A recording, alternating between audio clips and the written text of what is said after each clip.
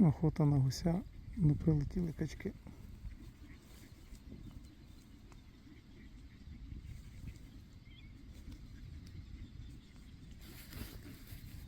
Свіжо скошений ячмінь.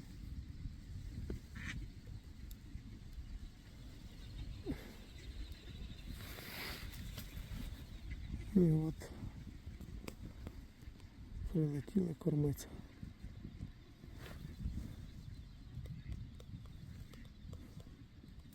Теж не знаю, скільки їх тут.